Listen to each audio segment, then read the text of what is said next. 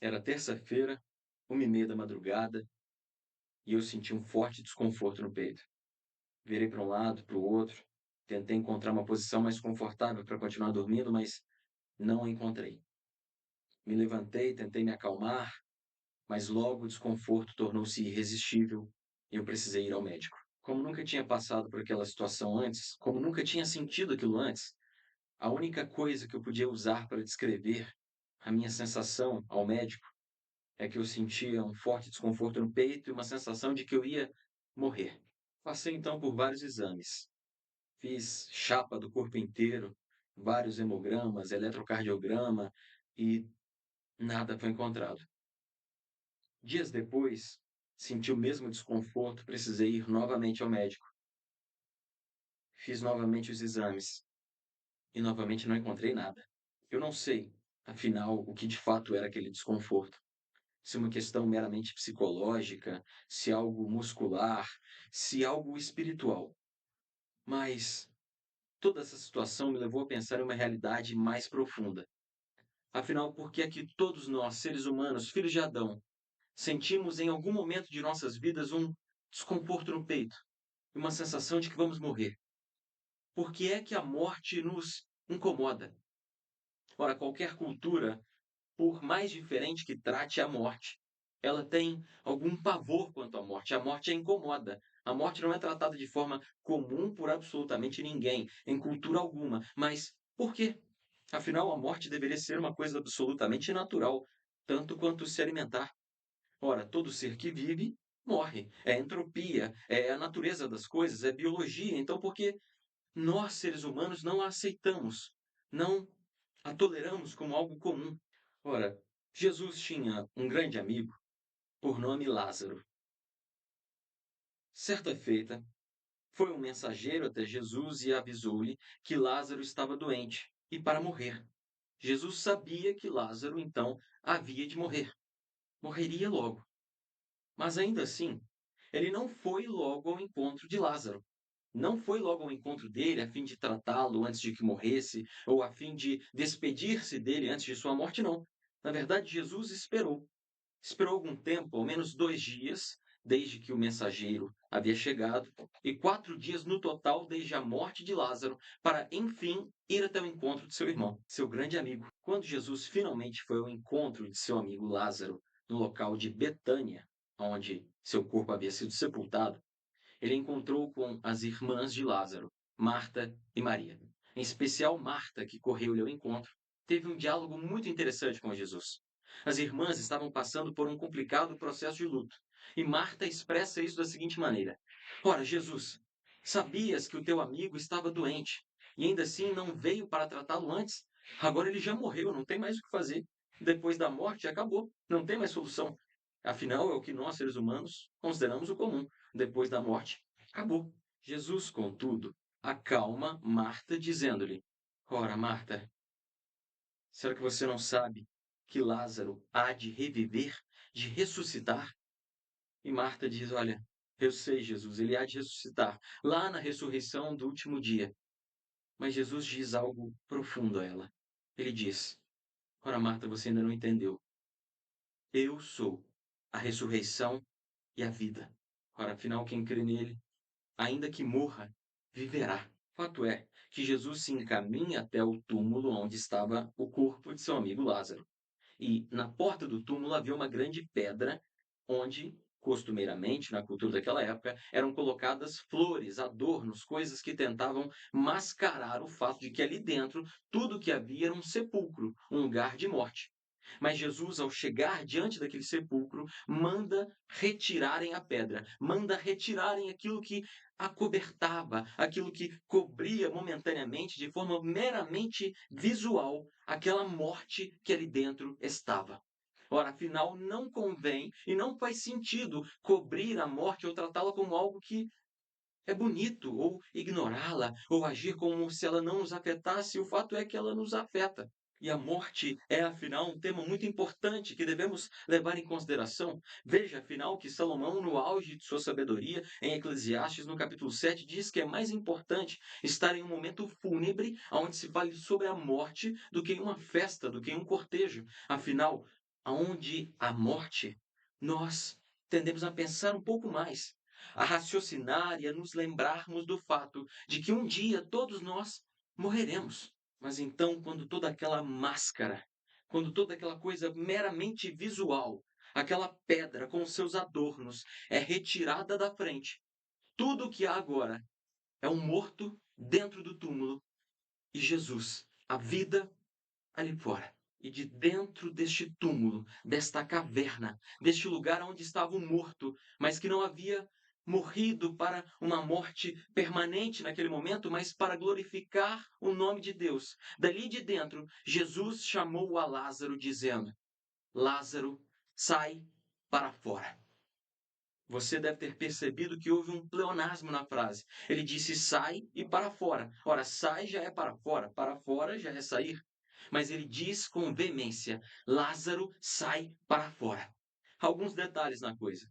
Em primeiro lugar, ele diz o nome de Lázaro. E era comum que mais de uma pessoa fosse colocada no túmulo naquela época. Então, por que é que Jesus diz logo o nome de Lázaro, dado que haviam outros mortos naquele local? Talvez justamente porque, como alguns dizem, se Jesus meramente dissesse sai para fora, todos os mortos sairiam do túmulo. Mas aquele era o momento apenas de Lázaro. Então ele diz: Lázaro, sai para fora. Ele convida Lázaro a sair daquela situação, daquelas trevas onde ele havia sido envolvido. E aonde estava agora com aquele sudário, com aquelas coisas que lhe cobriam, e com aqueles perfumes que tentavam mascarar o cheiro do cadáver. Ele convida Lázaro a sair deste local e a receber agora o perfume da rosa de Saron. Ao sair daquele túmulo, manda Jesus que retirem todas aquelas faixas, aquelas coisas que cobriam o corpo de Lázaro. E agora ele estava vivo. Não foi esta a única ocasião em que Jesus ressuscitou alguém. Houveram outras, como a da garota, a qual ele disse: Menina, levanta-te. E Jesus parece, em todas essas ocasiões, tratar a morte como apenas um repouso.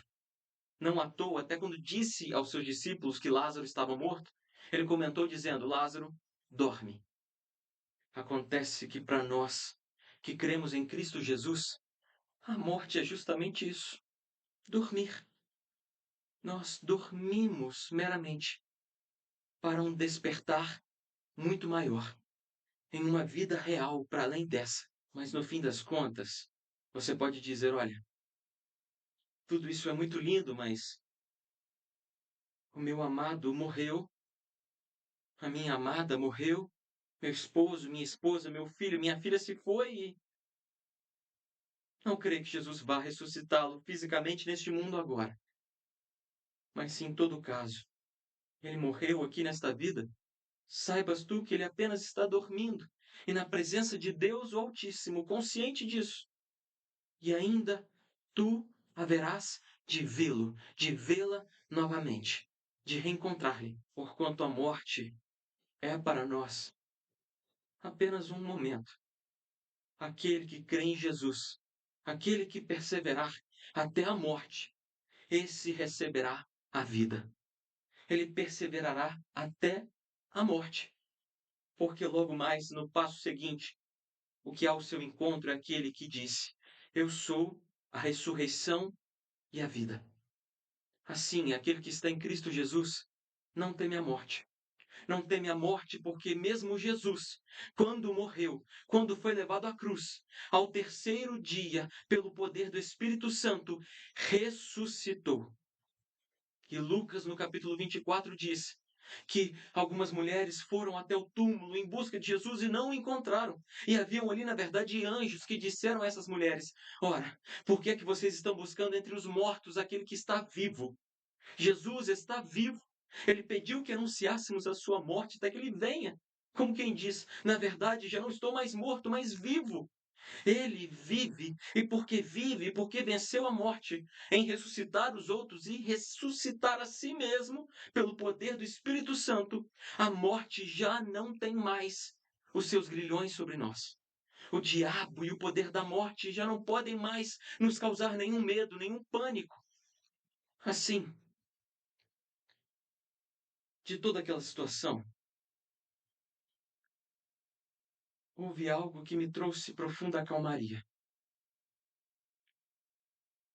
Quando comentei com os meus familiares que, naquele caso, pensei que ia morrer, não comentei com medo. Eu não tive medo. E eu não tenho medo. Não temo a morte desta carne. Não temo quem pode matá-la. Temo apenas a morte eterna. Porquanto Jesus libertou-nos do medo da morte. Veja o que diz Hebreus no capítulo 2, versículos 14 e 15.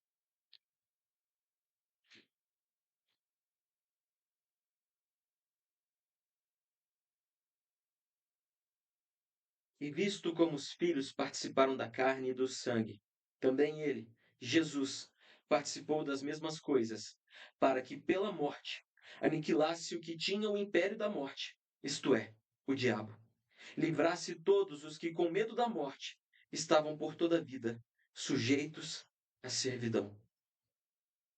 Em Cristo Jesus, a morte já não nos causa medo, porque o que nos espera não é a morte, mas a vida. Ore comigo nesse momento. Senhor, nosso Deus e nosso Pai, peço-te neste momento que dê a cada uma das pessoas que assistirem este vídeo a calmaria, a paz que eu tive em afirmar. Se eu morresse agora, tudo bem, porquanto morrer para mim é lucro, porquanto espero a Ti, porquanto sei que o que me espera para além dessa vida é vida de verdade, é vida melhor do que essa. E ainda, Senhor, nos dá a calmaria e a tranquilidade para esperarmos pelo momento em que havemos de encontrar com aqueles entes tão queridos, com aquelas pessoas tão amadas que um dia se foram, Senhor. Um dia havemos de encontrá-los, se assim temeram a Ti, como tememos a Ti, Senhor. O único temor que devemos então possuir em nossas almas é o temor quanto à vida eterna. Devemos temer tão somente aquilo que pode matar corpo e alma. Senhor, faze-nos tão somente tementes a Ti, meu Pai. É o que eu te peço e já te agradeço, porque confio na vitória. Em nome de Jesus. Amém.